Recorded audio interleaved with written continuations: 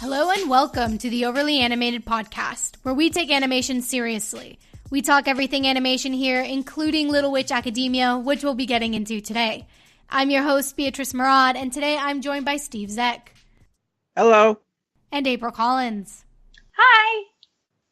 And we were supposed to do this last week, but my computer just kind of went crazy, so apologies for the long wait. Yeah, it's probably Croa who was behind this. You probably hacked your computer or put some magical spell. So probably Croa was behind this. Totally. It's given what I'm gonna say about Croa. Well, not much because I do like Croa, but that's a sneak peek for this episode. But I can understand why she wouldn't want me to talking.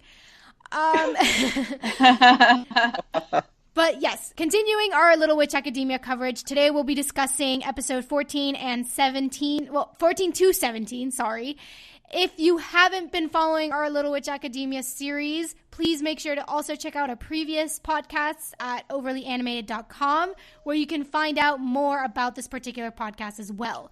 You can subscribe to us on iTunes at overlyanimated.com/iTunes, where we appreciate your star rating, or search for Overly Animated on your favorite podcatcher. All right, so Steve, why don't you start us off by bringing us up to speed on the latest Little Witch Academia news? Okay, there's not much really to say. Just, I guess, another trailer for the Chamber of Time video game came out. I'm not sure really a trailer. It's more like a commercial. And it just had this funny little dialogue between Akko and Diana Seiyus, who were narrating it. So there's still no subtitles have come out for that yet. But I can't wait for the subs to come out to see what they were saying, because I'm sure it was hilarious. And very...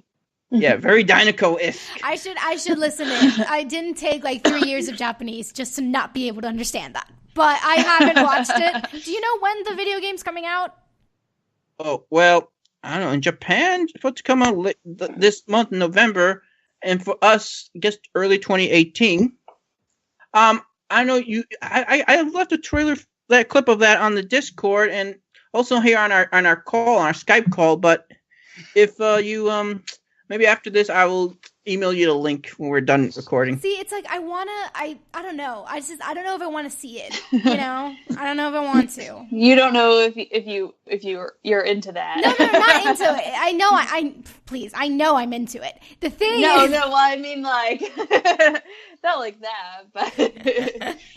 No, I mean more like I don't know if I want to wait until the game comes out and just like dive straight in, or if I want to like get a sneak peek.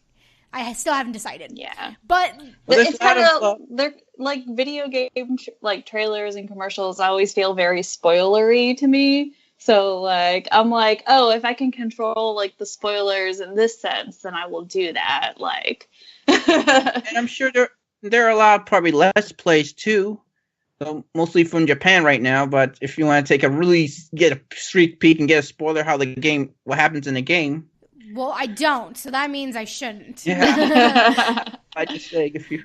So good to know. I won't. But let's like dive into these episodes. So before we dive in, let's actually talk about the new opening and ending, because episode 14 is a new season. It's like that's what it signifies. So April, let's start with you. What did you think of the new opening and ending?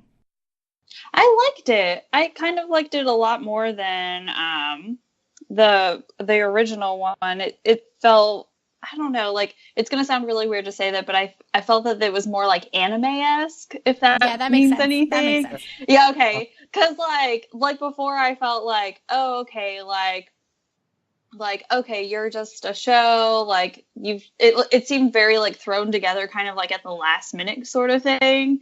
And so, but this one I really like it. Like, it makes me feel like I'm like watching an anime and I'm getting ready for one. It's very magical, which is very fitting for a show about, you know, witches and things like that. So, but I liked the new ending and the new beginning and the new ending, especially the new beginning. I really enjoyed it a lot. So okay. And Steve, what did you think? Oh, I love the new opening. It definitely, I agree, it definitely feels more anime, and I'm just glad that it includes more characters here. More characters are involved in the opening. It signifies this is going to be more of an ensemble series instead of really just being Akko, Lotte, and Susie, and the other characters just backgrounds. And I just love the action scenes. That stare down, like kind of between Akko and Diana when they walked across each other, that was very intense. It looked like the witches are ready to go to war or something. And it does showcase all of the witches, like all of our main witches characters' powers, like Jasminka just throwing food around, Constanza her technology, Sushi and her like mushrooms, and Diana's just being awesome, and Akko, of course, can turn her into all these animals, which she has really started to master how to transform into these animals. And yeah, interesting parallels we have between Akko and Diana and Croy and Chariot. How you kind of see like Akko and Diana walk across each other, and then it turns right to flashback to to Chariot and Croy, and then goes right back to Akko and Diana as they hold hands. That signifies something, though. That just got me all excited. And as for the ending, it's very nice and whimsical. I don't know if it was better than the first one, but it's okay. I love the visuals. The visuals is just top notch. But that's kind of Little Witch's like MO, though. It's visuals. It's always great. It's animation. It's background music scores. Little Witch, like you said last time, one of you I think said, Little Witch Academia is beautiful to look at. Yeah, it is. It certainly is. Yeah, and Studio Trigger. Yeah, I wouldn't expect anything less from Studio Trigger, but I completely agree that it definitely feels like an anime. It's much more, I guess, fast paced. Well, as the other one was more about let's set up like the tone of like the series. This one's much more like this is what's going to happen in this series, and you better hold on because it's going to be great. And but the thing is, like, for me personally, with all animes, not just with Little Witch Academia, but for me, openings and endings of animes are all about the music. If the song isn't there, I'm gonna skip over it always.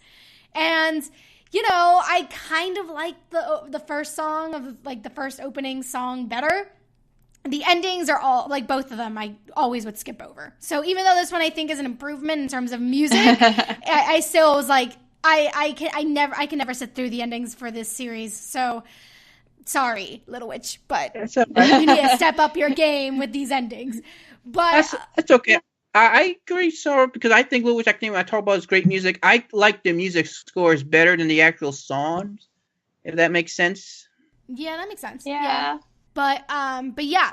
So now that we've talked about the opening, did you guys kind of think that the opening's a little bit spoilery? Because I remember reading, I think, some interview with I believe the director of the series, and he said that with this second opening they wanted it to be a bit spoilery. So April, as someone who hasn't seen it all, did you ever have that feeling when first watching it, like, ooh, I wish they wouldn't have shown this, or ooh, I wish like they wouldn't have given this up for me, or like suggested that this might be something that I will see? Honestly, no, not really. Like, that's really interesting I didn't even think about that. Like, I was just like, oh, like this is really nice. Like, I'm really enjoying this. And I watched it like a couple of times, and then like I watched it like the first 2 episodes, and then the second 2 I was like, okay, I can skip this.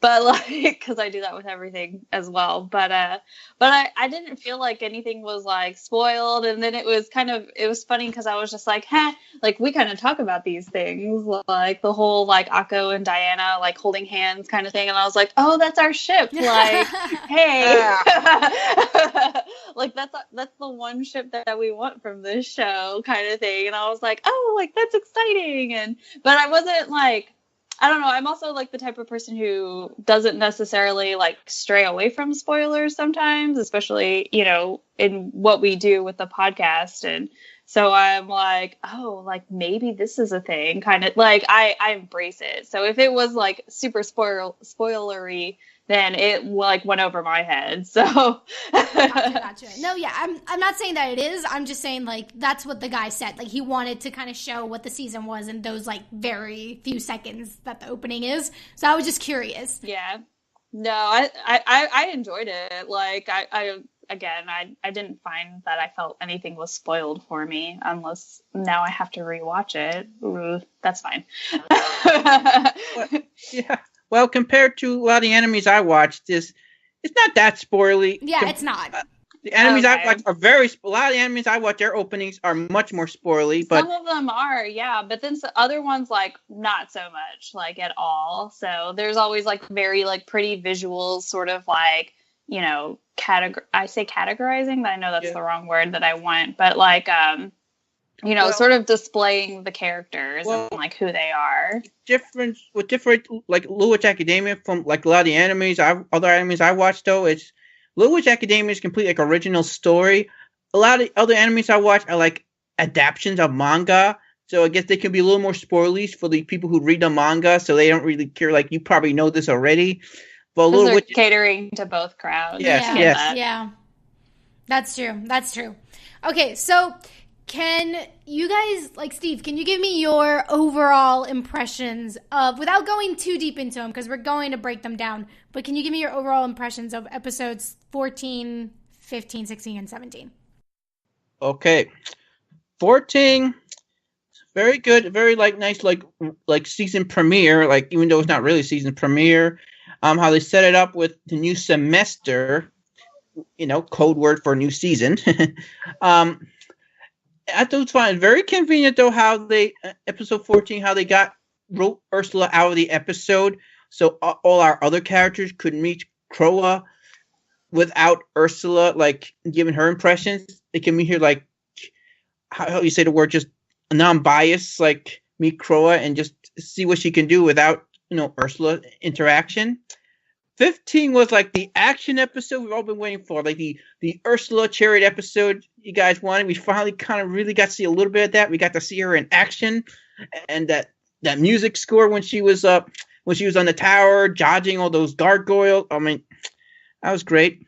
And 16 and 17 we go back to sort of more the slice of life stuff, though we still like progress the plot. I feel like 16 and 17 a little more slow down. I mean, and I do think 16 we saw definitely some character development from Susie. She is much more kind, much more polite than she used to be. And 17, you know, we kind of have the first like episode with Andrew in it, in which he's not really the main focus. He's sort of more of a supporting character. That's more of an Amanda Akko episode. And though they do set up something really interests me in 17, they talked about something going on with the Cavendish family, and I'm so interested in that. But I do have to say this, though. When about 16 or 17 episodes came out in Japan, there was a leak of episode titles all the way through episode 19, so I kind of was a little spoiled at the time in terms of with episode titles. Okay. All right, well, to know that you can get spoiled by episode titles is important because they're all available on Netflix. Like, it's all the episodes are available. Yeah, so for people who don't want to be spoiled and are just, like, following along with us with these podcasts, don't look at the titles. Just don't. Like, do yourself a favor. Just let Netflix just automatically play the next episode. Like, don't do that. Don't do that. But, April, what did you think overall about these 4 episodes? Overall, I don't know. I struggled with them a little bit, if I'm completely honest.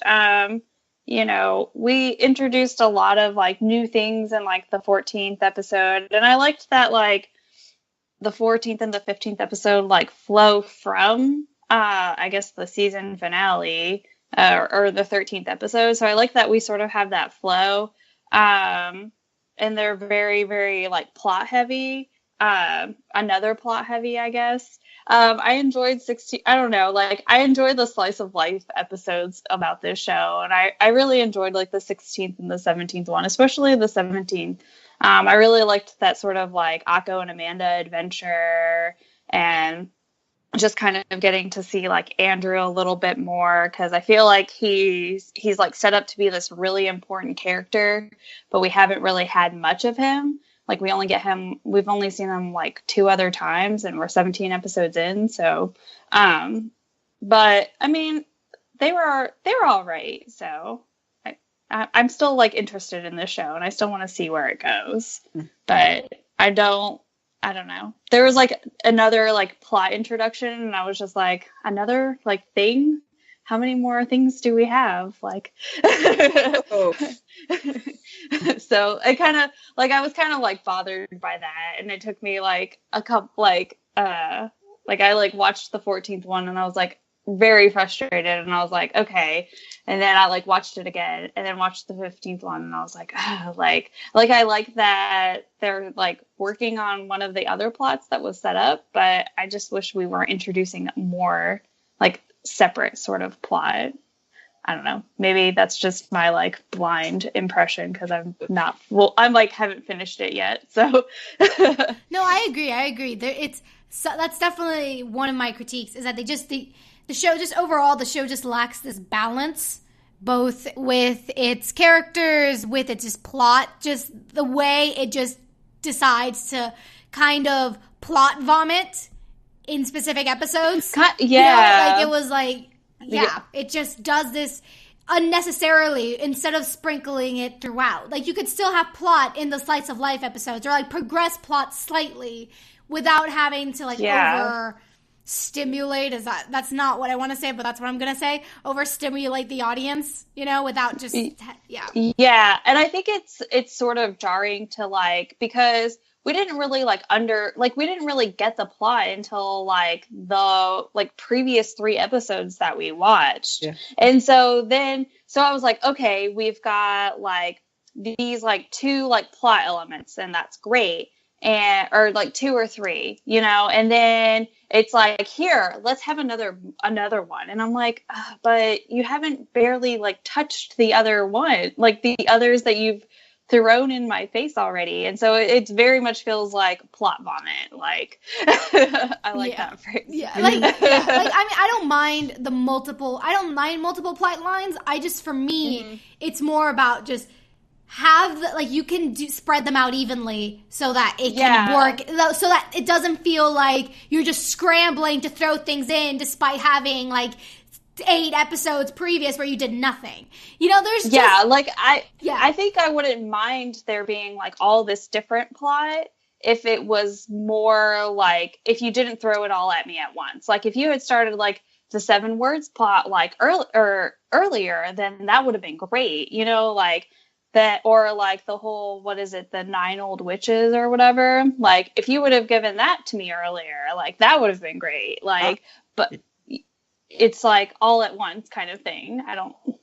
Yeah. So you guys like a little bit of 16 and 17. I thought those episodes did sprinkle plot. It balanced out. There was like but that's like after the word. That's after the plot vomit. Yeah, that's after the vomit. Like, but that's why I think that's why I enjoyed those 2 more, was because like, it was very, it was like, oh, we're having this nice little adventure kind of thing. But we've still got plot. Like, it's not like in my face, and you're not like introducing more than I can handle. You're just like, you're nicely giving it to me. Like, you like the cool down episodes. We needed a cool down. And like they were very welcome. But like, but I not necessarily that I need a cool down. I just don't understand why we even need a cool down. Like, why do we have to have a plot vomit and then a cool down? Why can't we just have well plotted episodes and well plotted storylines all throughout, and that way we wouldn't need the cool down. And then we wouldn't need the cool down. We would just have, evenly meaning we can have intense episodes, not to say that, but just information wise, like we don't need like I know, but I tell you though, when I saw episode 15 though, I was waiting for episode 16, I was thinking to myself, I really hope we go back to slice of life. I need a little cool down. It's so much to take in. Right? And I'm watching these episodes weekly at the time. I'm watching them weeklies, and I still needed a little break. I don't know how you guys watch. You watch these episodes like right in a row, but I'm watching them weekly, and I needed a little Take it easy. That's enough. Let's just calm down just a bit. I guess for me, the thing with the slice of life is that the first 8 episodes, there was no weight there. There was like no tension. There was no like, okay, what's the point? Like, what are we doing? So for me, like the slice of life plots that actually like advance the plot a little bit are the ones I like. But then, because there wasn't any plot for a long time, we didn't have that. So I feel like, yes, cool down's great, but they needed to introduce the plot a lot quicker. Because I feel like now I'm more invested with the series. Just already from episode 14, like, I was already like, okay, even just with the new opening, I was like, okay, suddenly I see where you want to go. Suddenly now I care a lot more because you're actually telling us what you, like, I feel like for the first half of the first season, if that's what we want to call it, even like the writers and the showrunners had no idea what they wanted to do with this show. And now I feel like they do know what they're doing, but they're kind of like 3 steps behind because they've wasted so much time. So it's just kind of like, it's just visually the show is so pretty and there's so much potential, but like even Kill la Kill, which again, another Studio Trigger anime, that had so much information, but I never felt like, oh, this is too much. Yeah. If anything, it was just kind of like, they just ran and just kept going, and it was just this constant equal pace. There was never a cool down episode. Ever. No, not at all. That was what was great. But it was great because that's the whole point of that show. That was the tone. It was like, we're not going to give you a moment to breathe, but like, you're going to love it anyway. Wow. Exactly. It's like they're trying something new, and I just don't know if it's working. Well, I think it's Little Witch Academia, though. It's not really traditional action show. I feel it's a weird, funny thing, though. It's a magic girls show, but it's not really magical girls. It's like it has magic in it, and it's centered on girls characters, but they don't have like superpowers. They're not Sailor Moon, so I find that kind of funny. How technically it's a magical girls series, but it's not really. But like, I've seen other animes where it's not necessarily like, say, a quote unquote magical girl show, but it's still like where it's not necessarily something that can be equally placed in a category. But even then, like, this has nothing to do with the type of show it is. This has more to do with just the way the story's being told. This is just the writing quality of the show is just not consistent, which is what I really want from the show, given the potential it has. But let's get into episode 14, New Age Magic. What did you guys think? Steve, what did you think of New Age Magic? I thought it was a right episode. Kroak's definitely a very interesting character. I as I said in the outline, purple-haired career. Pretty much, he reminds me so much of Career. When I first saw her design, I saw and also saw what type of character she was. She reminded me a lot of her. And like I said, though, she was spoiled to me before episode 14 aired. They revealed like her character outline, her bio, her voice actress just before episode 12 aired. So I kind of knew she was coming a while back. So, and her seiyuu is the same seiyuu as Naruto. And if you've seen episodes 16 and 17, she eats Rama a lot. That's sort of an inside joke. But yeah, Korra's an interesting character. I kind of wonder though, is she an ends that justify the means type of character? Or does she have evil intent? I'm hoping it's ends justify the means. I hope there's some depth because it can't be dull, boring if she's just evil, just for the sake of being evil. And I also thought interesting though the whole Akko learned to sympathize with the fairies and she got Diana flustered for the very first time. Like that argument, like you saw Diana's face. Like when she just kind of lost it for a second. I mean, and I did say this though. I like Akko, take it down a notch. That's really a low blow, calling her aristocrat. But yeah, it was a fun episode. I did think the whole strike thing that could have been a good first half episode, slice of life episode if they wasn't doing this plot. But yeah, it was an alright episode. Future episodes I do think are a little bit better, but it's a good season premiere. It does a good job of getting you back into the series, if you understand what I mean. Yeah, totally. And I don't know. I mean, for me, Kuroa wasn't so much like Kuvira, I guess. But I will agree that, I mean, you sounded like you weren't 100% sure if she's going to be good or bad. For me, something that did bother me is that she's so, like, the show's so clearly portraying her as an evil character. Or at least as something, like, there's something sinister there. So I know she's a villain. I know she has the sinister side to her. I'm just saying, is her goal evil? Is her end goal like world domination? Or is it actually she wants to, in the end, she wants to help people, but she's just going about it in these evil ways? Well, I don't know. I feel like all villains are the heroes to their own story. So everyone's still like going to be like, you know, they're all doing something. So I feel like for me, that's not the problem. For me, the problem is I don't know. I don't want to. It's not the same thing, but in a similar instance, like we did a podcast on Captain Underpants, and there was the villain in there was so clearly a villain, and that was the joke. Yeah, you know, that was the point. That no one was noticing that this guy was the villain, and that was the point. But with Kroa, it's just like from the get go, she has this kind of already the sinister cues, and I'm just thinking, why is it so obvious to the audience, but not to anyone else? Like, why is no one asking these questions? Like, why is no one thinking, like... like, why is no one questioned anything? Anything. Anything.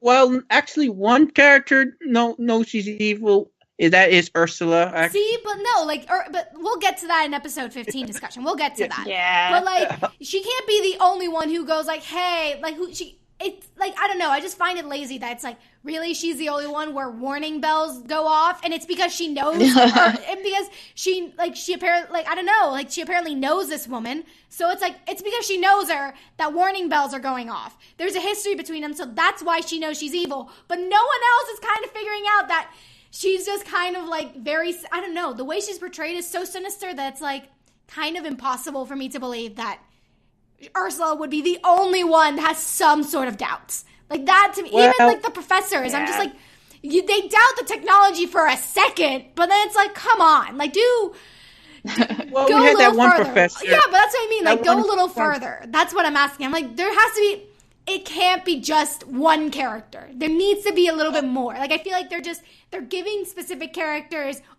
things to do that only they can do, and, like, making everybody else, like, unable to do it. And it's kind of a little frustrating. I do like wonder, though, that those professors, like, they were very much anti, like, her technology and stuff. They have a problem with that, but they say nothing about her outfit, which in this type of conservative school, I think would be very inappropriate. They allow her to wear that. I don't get that. I don't think her outfit was that kind of liberal, I guess is the opposite of conservative. I mean, I've never really got the impression that, like, dress code was, like, a huge issue at, like, the school or anything like that, because even when, like, if you just think about the characters, there's not, like, they all wear the uniform differently. And not just that, but, like, I think the judges for that event, they were wearing different things too. So, like, I don't think, if they're conservative, it's more about the magic use than it is about the clothes. Like, I don't know, like I can see how they can come off as slightly conservative, but I didn't get that impression. But yeah, so April, what did you think about episode 14? I think it was my least favorite of the episodes. So, I mean, that's what I'm saying, but like, I don't know. How do you say her name? Croy. Okay, it's Kuroa in Japanese, I guess, but then in French, which is what the last name sounds like, it sounds French. It's it's like Croix. So you could, like, I didn't know what to do either. Well, the English dub just calls her Croy, like Croy, like Crow. That is an ugly sounding way to say that name. That name is too pretty to sound like that. No. I don't like that. Of course, or I have to Croix. I always pronounce the X Croix. Or it just makes me think of it makes me think of, like, the carbonated water drink. Oh yeah. Look, just call her C. Just call her C. Okay, C. Professor C. There you go. Or just Mark Zuckerberg. There you go. Mark Zuckerberg. We'll do the rest of the podcast this way. I don't like I agree. She's very much like portrayed as the villain of this show, like at this point. And so I think like she presents herself with really good intentions, but I agree that it's super frustrating that Ursula is the only person who's onto her, or in a sense. And so maybe that's why I'm not as in love with her character. I do think it's hilarious that she eats ramen because I eat ramen and I love ramen, but like, I didn't like necessarily enjoy like the whole like, oh, well, this was like the whole episode was essentially her setup to get what she wanted kind of thing. Like, I don't know. I wasn't into this episode at all. Okay, well, what did you think about like the strike storyline? Because we have been focusing a lot on Kuroa. Yeah, I thought that was cute. Like how it made me think of like Hermione. Yeah. I didn't think about that. Yes. That's exactly what it made me think of, though, because that part, like, how she what was it called? Spew or something like that? Yeah. It's not spew, it's SPEW. Yes. Spew. Sorry. But so it made me, like, think of it, like, in regards to that sense. And I was like, oh, Akko, you're just so adorable and naive. Like, I love you. And so I really enjoyed like that part about the episode was her and like joining the side of the strikers and of the fairies and is like, no, like we're not going to do this. And she tried to like act as a liaison kind of person, but she didn't know anything that was going on. I enjoyed that part. That part was fine. The other part's not so much, but. So what did you guys, because Steve, you mentioned Diana a little bit. You mentioned that little like fight that they had. So what did you guys think of Diana in this episode? Because the show has this tendency to kind of have her like disappear midway through an episode. They just kind of are like, here's some Diana. And then, psych, we're just going to ignore her. Do you guys think this episode did her justice a little bit? Like, they sprinkled her throughout it more evenly. Yeah, I agree. They sprinkled her out more evenly. I do like to get a point. We don't know yet if she's onto Croix or whatever you want to call her. But I did think, though, Akko, like, her kind of low blow she gave Diana saying aristocrat, it does set things back a little bit of how proud I was of Akko in episode 12, how she learned a lot about Diana, and it's like all that's thrown out the window when she, like, mentions how she knows Diana has this big room, how she doesn't understand hard work. I mean, it's like episode 12 never happened. It's like Akko forgot all those lessons.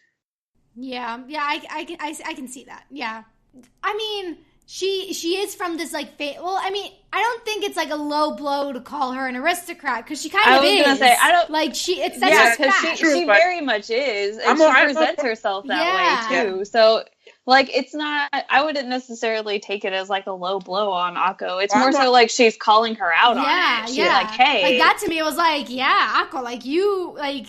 Call her out because it is true. Yeah, I was very proud of Akko in that moment. Actually, I was like, yes. I'm talking about the whole part when she said you don't understand anything about hard work. That is BS. That's the one part that part got to me. I guess it's a little low blow, but aristocrat. That's true. She's an aristocrat. She's not telling any lies about that.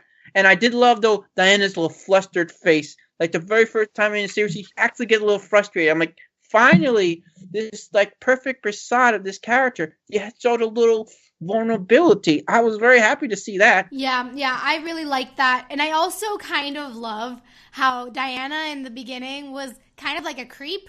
She was kind of like watching Akko from a distance. She was like, it was just really funny because if we were to take that, like, you know, last scene of Diana in episode 13, where she asks herself, like, what is this I'm feeling? If we were to, like, construe that as, like, her realizing Akko's feelings, then, you know, this is a very hilarious but also, like, rational way of reacting to someone by not knowing how to engage with them after, like, realizing your feelings for them. So I'm like, Diana, like, what's going on? Tell me everything. Girl, let's sit down. Yeah, let's sit down. We need to talk about some things. Let's sit down and talk about it. But But if there's anything else that you guys want to say about episode 14, say it now, because if not, we're going to go into episode 15. I just want to talk about Susie's couple of hilarious moments, like when she had that mushroom umbrella, when Akko spit at her the second time. I thought that was hilarious. That is funny, but I will say, I was kind of disappointed with, Sushi and Lotte being, I don't know, they're just, we keep talking about this, but they're just so passive. They're so, it would have been interesting to know what they thought about the strike, you know? Have them voice their opinions, even if it's only for a second, instead of just, nodding silently to Akko's antics. Come on, they have so much more... They have so much more screen time than Diana. In comparison to Diana, they've had more screen time. Yet, I don't... in comparison to Amanda, they've had more screen time. Yet, I would know how Amanda would react to this. But them, I'm blank. I have no idea. But yeah, so let's go into episode 15, Chariot of Fire, which I kind of love that name. Let me just start off by saying, legit, the first bullet point in my outline is, all caps... Be still my heart, Ursula, Chariot, you queen. So I clearly loved this episode. I mean, I'm always for action, and just this is the first episode where we finally see how powerful Ursula is. And not in the sense of she has a very deep understanding of magic. It's no, she can throw down. She is strong. And I love it. This show has this tendency to either tell too much and even then not tell enough, so it leaves you in this really awkward place. But this episode in particular, I felt told enough and also showed, which was something that I really, really loved. But April, what did you think of this episode? So I agree that this episode showed a lot, and I really enjoyed because it made me you kind of got to see that very much animation style that sort of I love about Kill la Kill just a little bit. And so it was very reminiscent of that, because Kill la Kill is very, very action packed and stuff. And so I liked that we got to see all of this. And I enjoyed the Ursula, Akko, sort of progression, I guess, because Ursula was very protective of Akko, and it was very sweet. And I thought I really liked that, because that was something that from the beginning I wanted to see sort of develop, was their relationship. But then I also liked that, Ursula finally was okay, cool. You have to find these 7 words, Akko, kind of thing. And so I liked that we finally got to that point. I'm sad that it took us 15 episodes, but right. I'm I wish it hadn't taken this long, but at the same time, it's nice because now the main character knows what she is supposed to be doing. And again, it's something that I wish would have happened way sooner.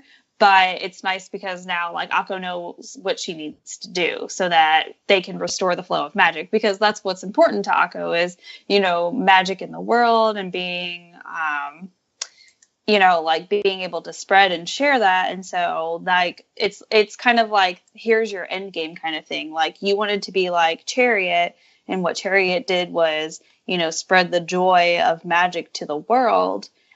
Despite being such a powerful, witch in the community and all of that. But then it's okay, Akko, here's your opportunity to do that, because you're not Chariot, but this is how you can bring magic to everyone. So I liked that. Cool. Steve, what about you? What did you think? Oh, I love this episode. Though one of my expectations did not get met, because when I saw the preview for this episode, I thought maybe this is the episode Akko finds out Chariot's identity. That didn't happen, but that's okay. Like I said before, I love the music score in this episode, especially the part when you see Chariot in action. And the thing that really interests me, though, is despite how awesome Chariot looked, Cruella pretty much said she used to be even better in her younger days, and I kind of want to know more about that. That's very interesting. I just thought this was the episode I have long waited to see. I wanted to see Chariot in action. I want to see her actually have a little bond with Akko. See that kind of mother daughter-like or big sister, little sister-like relationship between Chariot and Akko. So I'm really happy to see that.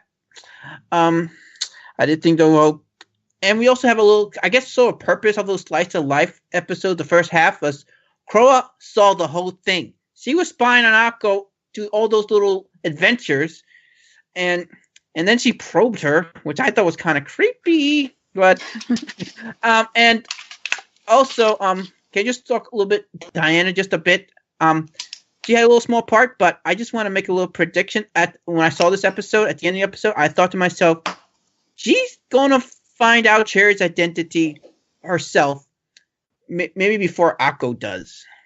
So can we just appreciate how Diana seems to be the only character that has it all together and is actually able to figure things out without us like having to bang our heads against the wall? I appreciate that, but I don't know, like, I'm at this point with Diana where I totally forgot she was in this episode until Steve said something, and I was like, was she in this episode? Oh, she was in this episode. And so I don't, like, I hate that her character has sort of come to this at this point. That is true. That is yeah. very, very true. I'm quite proud, though, of this series.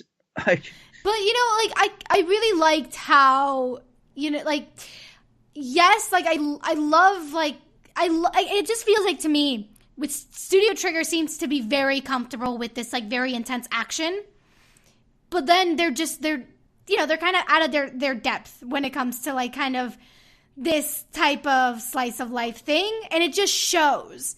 Because episode 15 is so good. So I just find it really frustrating that to watch and just be like, you don't have to, like, it's not, like, you don't have to, it's not that hard. Just do, like, it's not that hard. Just relax, breathe a little bit. Like, like, I'm assuming that they had Kill la Kill planned out from, like, the get-go. They kind of knew where they wanted to go with that series. Like, you could tell that was just the material, like, the person directing that knew exactly what they wanted to, the story they wanted to tell.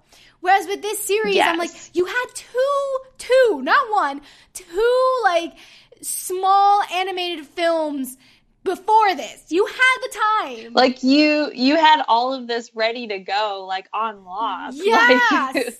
Like, where did you stray? Yeah. I don't think they wanted to do 25 episodes. I think if the perfect world, they would have been a shorter season, maybe a little more than 13. It would have maybe been somewhere like 17, 18 episodes would have been ideal for them, but they had to do 25 episodes. And I mean, and I guess, I don't know, like 17, because usually in anime it's either 13 or 25, you know? So I don't, like 12, 13, 25. So I don't think 17 is like, I don't think they, even like if they had wanted to do 17 episodes, like it was never going to be a possibility. So I don't think. I know. I'm just saying ideally for them creatively. Yeah, but that's what I don't know. I think they could have done this in 13 episodes. Like, I think 17 is still too much. Like, I think that 17 is still too much because, like, they've wasted, like, 8 episodes of, like, not doing anything. So I'm like, I don't know.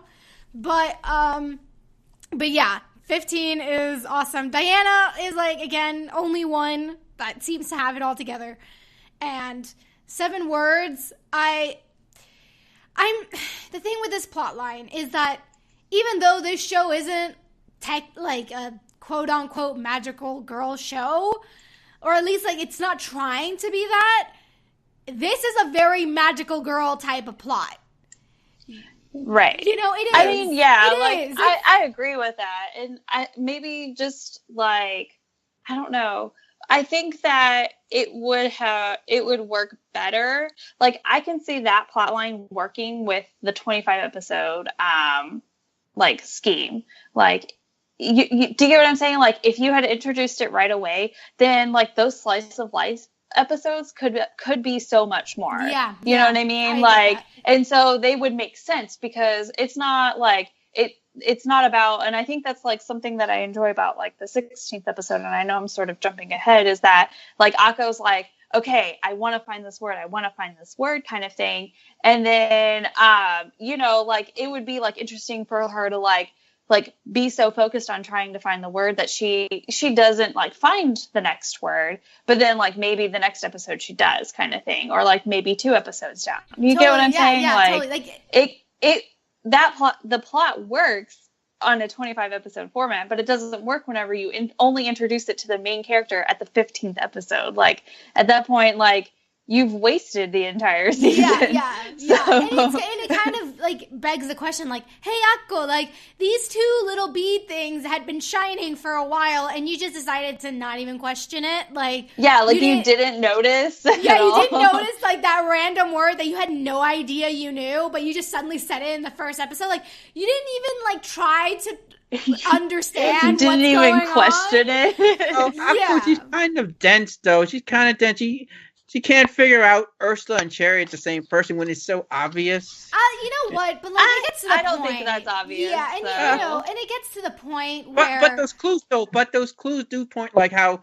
But we see those clues. Akko doesn't see those. Oh. Like it's obvious for us, but like a lot of the clues that we've been giving about Ursula being Chariot have been given to us, not to Akko. Yeah. Like if you take yourself out of the situation and just look at it from Akko's point of view, there's no way she could figure out that Ursula and Chariot are the same person. Like, you know, she could like the fact that like Ursula gets very like blush or like flustered whenever Akko talks about Chariot. You could easily interpret that as oh, that's just Ursula's like character if you were Akko, but like we understand it because we know who she is. I agree. And I will say, like, but for the whole like Akko being dense thing, like there comes a point where that excuse can only go so far. It can only go so like Akko isn't like, look, she's a little dense, but she's not. She can put the 2 and 2 together. She can like. When she needs to like get things done, when she needs to like really like study, when she needs to work really hard, like she will, and she's able to do that. She's able to apply herself, and like I just think that there are just certain things that they do out of convenience. They're just like, oh well, she won't notice this because it's Akko, and it's like, no, we've seen her be quite emotionally intelligent in past episodes. Like there's like I just feel like the denseness. I feel like they're trying to force the denseness on this character. Same. Like that's exactly it. So 16, Pajola's trial. What did you guys think, Steve? I liked it. It's a okay episode. My favorite part though is meeting Lotte's parents. They are so adorable. I just love like her father, how he just throws Lotte around like a rag doll. Like, and her mom is pretty cool too. I love the part though when they're like diseased and stuff. Her dad's near this fence, her mom shows up and just shoves him, even though they're both in like vegetarian state. And in a weird way though, this episode sort of reminds me of episode 6 of Mysticons in a way, similar feel, but oh yeah, and I guess. And if episode 13 was like a Halloween episode, is this technically a Christmas episode because Santa Claus is in this one? and reindeer. and lastly, like I said, this definitely showed some character growth from Susie. She's much more nicer, much more a people person than she was at the beginning of the series.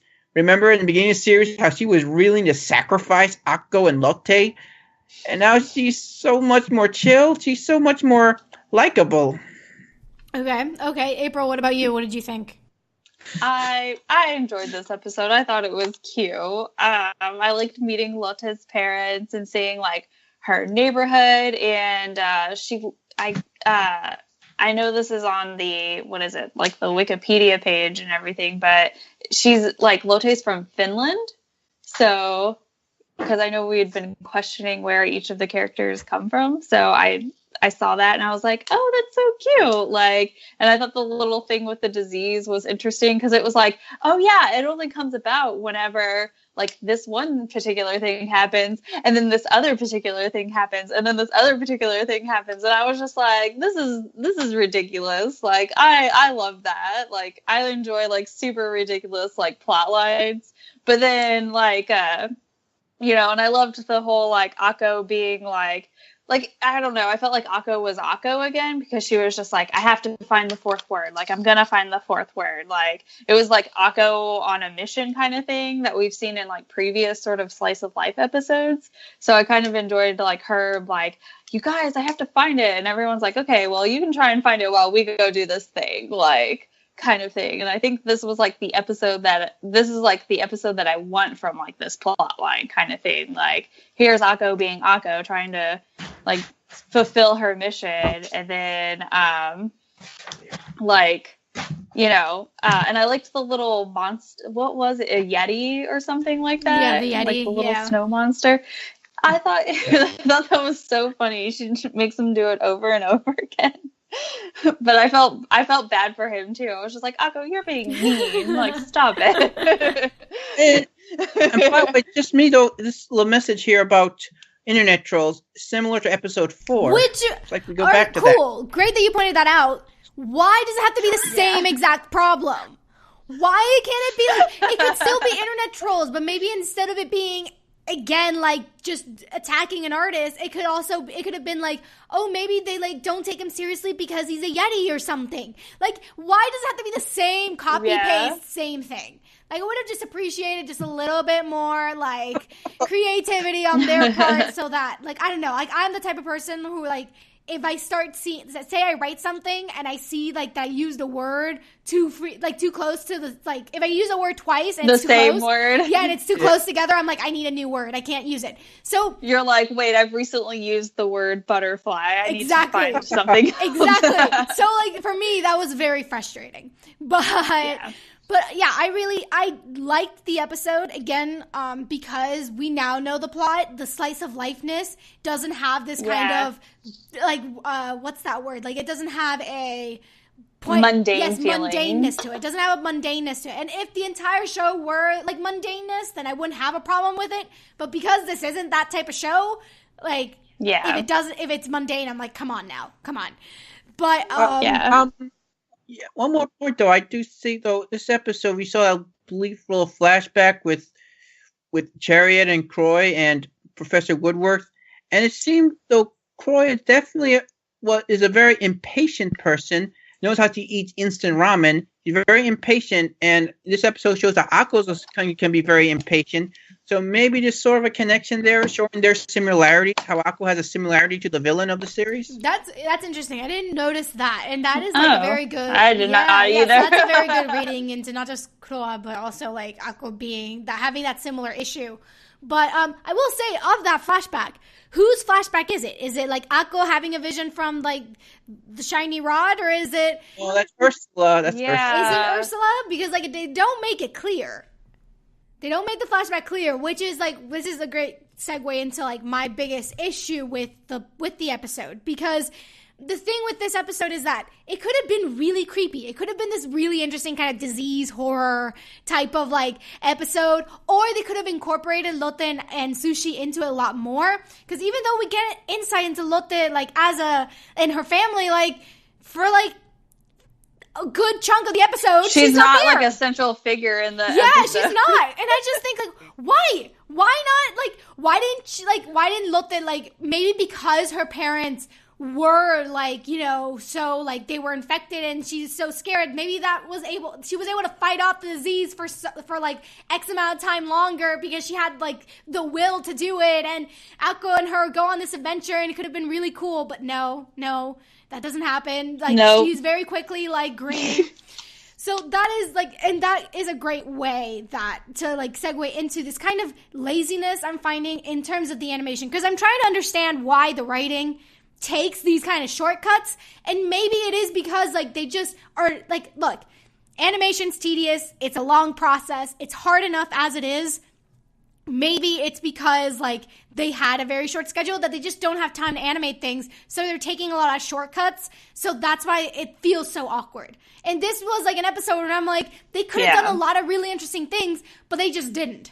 So I'm like, maybe it's a scheduling thing. Maybe that's why they just can't seem to do it, even though with Kill la Kill, they managed to do it. So I'm, like, very confused. Like, yeah, like, that's, I don't know, like, it's just... it's really, like, interesting, and I hate that it sort of, like, reinforces that I say it's a stereotype, or, like, it's something that, like, a lot of, like, places fall victim to, is where, like, it always seems to be, like, a give and a take, and in this episode, it's very much sort of, like, apparent in that, where it's like, okay, you can have really, really great animation, and a terrible story, or you can have a really, really great story and terrible animation. And it doesn't seem to like this show, like Kill la Kill did a great job at balancing. Like, but I don't know if it's just because of, like, the writer who is also the director. Like, they just didn't, like, they didn't get that. Like, is this their first show? You know what I mean? Like, it's like one of those things where I'm just like, I'm trying to understand and I keep trying to piece it together, but I just can't. And it was like such a missed opportunity. And I totally agree. Like, this could have been a great Lotte episode. Like, why didn't we get that? So funny how you mentioned parent. It seems like pretty much Kill la Kill is Little Witch Academia's older sibling that always gets compared to negatively. So it really, like, it's not so much that I'm, like, purposely doing it. It's just that, like, it's like, okay, the studio has accomplished really great things. Yeah. So it's like, I'm just trying to pinpoint where it was that things were led astray, kind of. So I don't know. That's just who I am. Like, I'm very analytical in that sense. Aren't we all here? That's why we're all. That's why you're here. That's why we all here. Hopefully. Yeah. All right, but let's move on to the final episode of today's talk. So, Amanda O'Neal and the Holy Grail. So, I loved it. Did you guys love this episode as much as I did? Because I loved this episode. I loved this episode. Why is Amanda the best? I know, she's so great. She's just the best. I love it. I love this episode as well. It's a great episode, and it's funny thing. I remember though, a YouTuber did a reaction video after seeing this episode, and he threatened to drop the series. He really hated it. I'm like, what? What are you watching? This is a great episode. Interesting. That's weird. I like, why would he say that? What was his, like, criticism? Oh, criticism is just... I'm curious. I don't remember exactly. Just saying it's just not as fun as the earlier episodes. What? Well, when we're done here, I'll put the link on the Discord to this video of the guy's reaction. But I find that weird how someone could really hate this episode, because I really like this episode. Amanda finally gets a little spotlight here. Well, Akko and Diana is still my main ship. This one definitely brings a good case, maybe for Akko and Amanda too. They have their own kind of chemistry, which I like too. They're like bros, right? How they have go on this adventure together, and I thought Amanda, she's a very handsome boy. She'd be a very, very handsome boy if she wanted to. And I love the Thundercats reference towards the end. They did this thing. I thought that was great. Though I do see some people were shipping Amanda and this Lewis guy. I'm like, no, he's a creep. I'm glad maybe he got a little redemption towards the end, but he's not good enough for Amanda. Yeah. Like, I really, really loved, like, anytime you have, like, some form of cross-dressing and it's not taken as a joke, I'm, like, all for it. I'm like, yeah, this is great. And I think that, I don't know, this, like, introduction of the new school and getting to see Andrew again, which is always great. I just felt that this is a way to do a kind of an episode where there's purpose, it's not mundane, and you have this kind of exploration of these side characters and done in a really great way. Like, if you compare this episode to the previous one, you can see the the weaknesses. You can see the weaknesses in episode 16 because the things you get from Amanda here, the things you get from Andrew here are so different from the things you get from Lotte and Sushi in the previous episode. And even just like from the parents. Like there's so much there that the episode 16 lacks that this one doesn't. And it just like when this series sails, it flies. Like it does things really well when it does them well. Yes, I agree. What do you guys think though about the whole like those hoods those guys were wearing, like neo-Nazis or KKK? I'm like, I was shocked when I saw it in this type of show. I'm like, this would probably, if this was aired like an American network, like Cartoon Network or something, they probably censor that out. Nah, I wouldn't think that, because I can think of lots of other shows. I mean, I'm remembering other shows where characters have like had the hoods over their heads kind of thing, and not necessarily like because they're like their own, like, I guess, elite group, or however you want to put it, or band of hoodlums. Remember last podcast, Beatrice, you said you wanted some more. Actually, you mentioned Salem witch trials. I think this one came very close to mentioning those, the Salem days. Yeah, that was the impression that I got from it. Yeah, and I mean, I will say that in terms of like the outfits, like, you guys need, like, for people who don't know, like, the history of, like, the KKK outfit, like, there have been, like, previous, like, it's kind of similar to the swastika, where before that it was, like, a Buddhist symbol, but then they took it into, like, it was a Sanskrit, not Buddhist, it was a Sanskrit thing, and then when Nazi Germany took it, now suddenly it's, like, no one can use it anymore, because now that's what everyone relates it to. Well, the kind of the pointed hoodie, like, mask thing was initially, I looked this up, it was initially something that you find in Spain. Like, there's these two versions of it that you find in Spain that date back to, like, ages. They date back way back. So, just to let people know, like, because this is also, like, even though this is, like, looks more like an English school, and they definitely have that kind of, like, KKK-esque type of thing, like, that's like the negativity of their traditions are very KKK-esque. I also will say that just in terms of the visual, the pointed hat, it's not always necessarily the KKK. Just throwing it out there. Well, I didn't say it was necessarily them. I said it also could have been neo-Nazis or executioners. That's what they said. It's like it's supposed to be homage to the executioners. Yeah, from way back in the I did think though, it's very interesting. Appleton, very interesting type of school. Like I said before, this is like the first episode we have Andrew in which he's not really the central focus. He's a supporting character. And I thought he did a very, very well job adjusting to this new role in the series, not being front and center like he was in episode 6 and episode 10. That is true. Amanda. Amanda. I'm like thinking of Amanda. April, yes. What did you think? I don't think did we get your like impression of this episode? I don't even know, but I really enjoyed this episode. A lot of what you said very much touched based on like how I felt about it. I like that, like Akko's like, she's still on her mission kind of thing. And so I like that, like plot sort of like sprinkled into it. But then I like the chemistry between Akko and Amanda, and how Amanda's like, she's like, yeah, I'm gonna leave this school, like I don't care, and Akko's like, yeah, that's what you said last week, like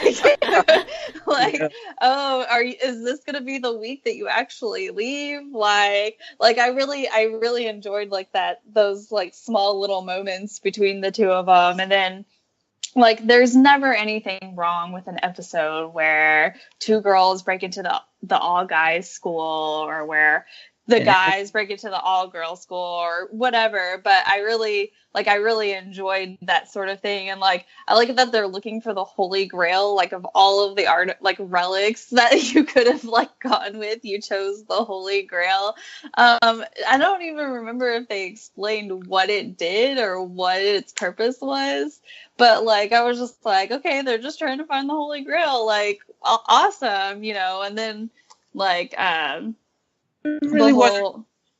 It Yeah, there really wasn't nothing to do with the Holy Grail. Like, there was no purpose. Just Croy just sent them on a wild goose chase. That's pretty much what happened. Yeah, like that's what it felt like. I just thought that was just like great. They were just like, yeah, we're gonna go find the Holy Grail, and I was like, okay, I guess that's what we're doing. Like I like whenever I get to kind of like go on this adventure kind of thing. So, and I liked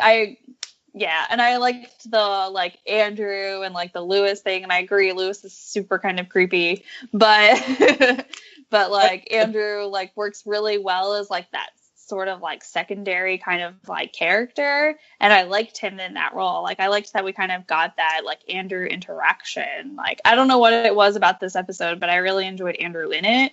I wish I could like pinpoint what exactly it was, but I enjoyed him.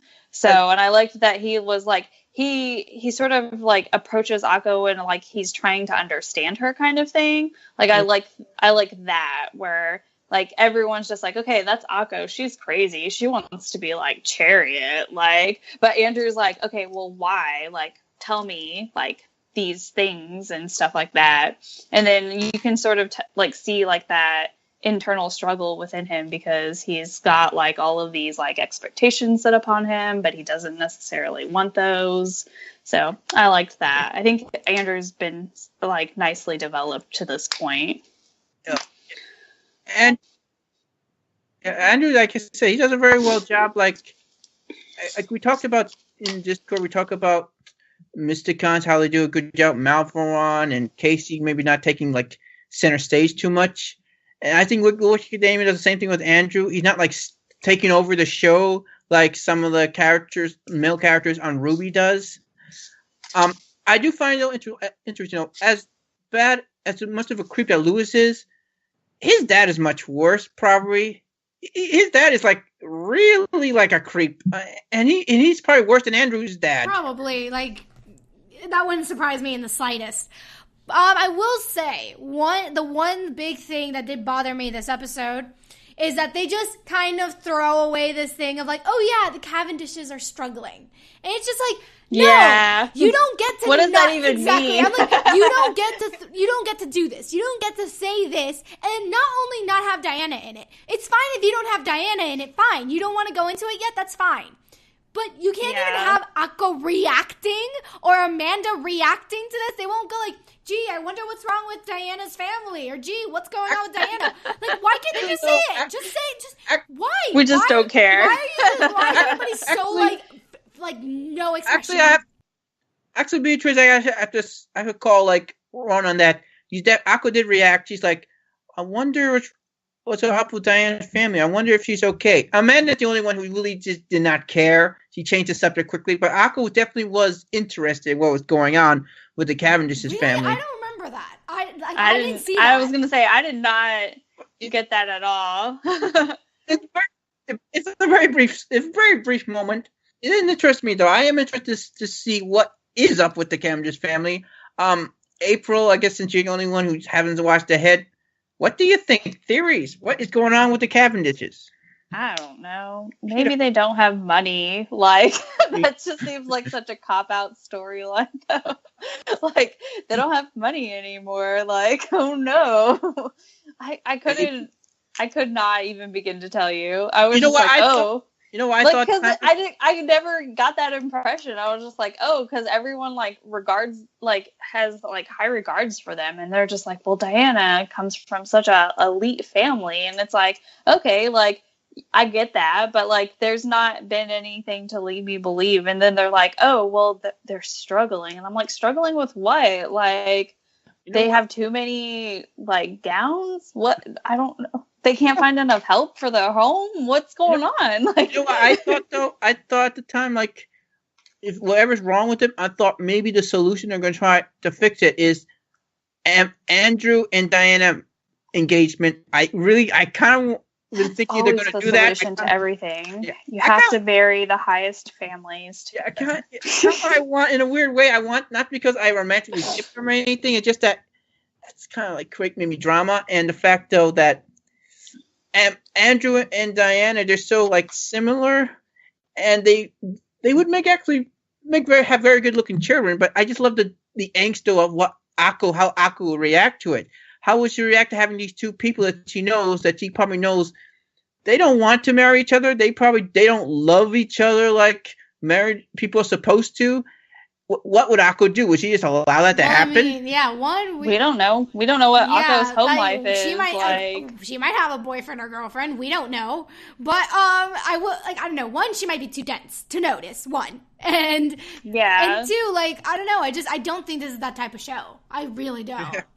Yeah, I don't see that like having any kind of effect. I mean, like, if it was more set up in that way, then yeah, sure, maybe. But to this point, it hasn't been set up into anything that I can see them turning into a potential issue or something along those lines. Mm-hmm.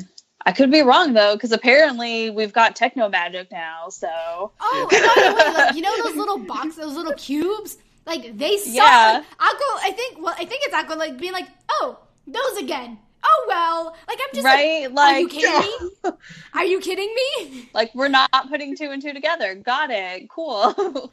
Like, yeah, I wish design, like style-wise, like, artistically, they would have, like, made a slightly different thing to do. Not make it so obvious that this is clearly the technology that Kroa, like, introduces. Like, if they would have just made it look slightly different, made it slightly a mystery of what those boxes were, I would have appreciated it. It seems to me, though, Kroa kind of got Akko really to trust her fully, but she just said one thing, and that she said something nice about Chariot, and that seems to be all it takes for Akko to just blindly believe in her, not think anything malice of her, because she said something nice about Chariot, and which I can understand because it seemingly every character in the show is always taking shots at Chariot. They're always putting her down. So I have a theory about that, though. I think it's not necessarily so, and it sort of comes about in like that 15th episode because Chariot is very powerful,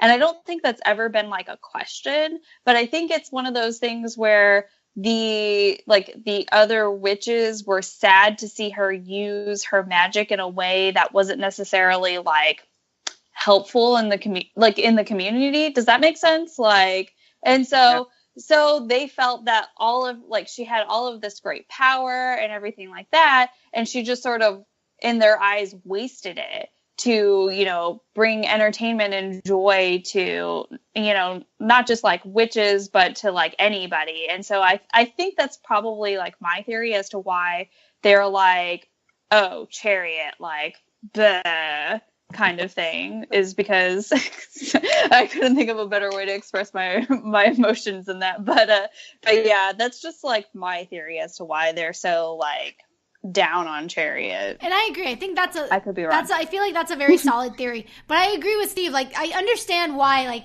Akko like would like trust Kroa because yeah, she is the one person who's actually like not bashed Chariot, but at the same time, from a viewer's perspective, like, clear, like, I don't know, I'm just like, I don't know, like, not just Akko, like, there are other people outside of Akko who have seen this technology.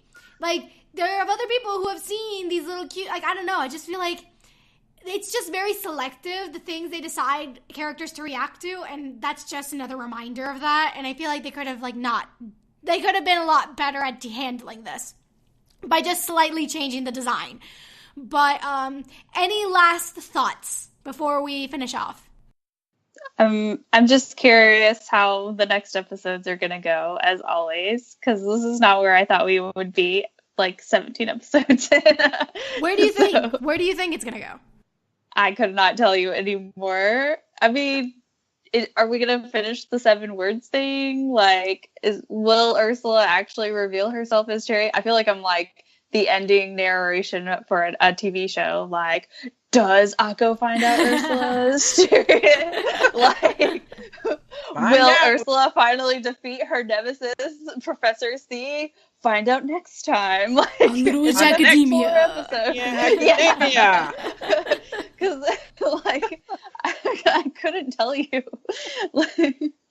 So maybe that's another reason why I'm frustrated. Is because I have no idea where this show is going. All right, and Steve, do you have any last thoughts? Well, we made it through these episodes. I thought we would, but Well, I'm interested to see where this goes with the second half. It's clearly they're going to try to mix a little bit slice of life and plot.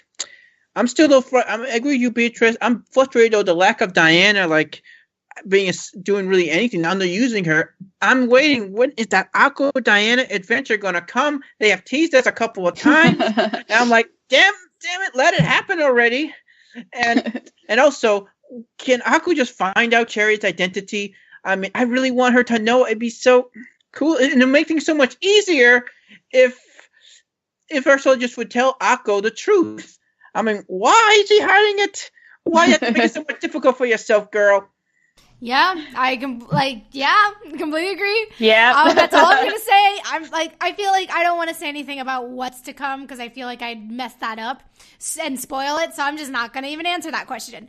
All right. But, oh yeah, because I'm still the person who doesn't know. Exactly. So like Steve does a way better job than I do when talking about the future. So I'm like just not even gonna try and tackle it. But I do a good job of just trying to pretend like I just see these episodes and also remember what I thought at the time, and also just try to like be as vague as possible. Yeah, like I thrive on detail, so best not. So find all the info on this podcast at overlyanimated.com. Join us on Discord to text chat about animation at overlyanimated.com/Discord. Support us via Patreon at patreon.com/overlyanimated.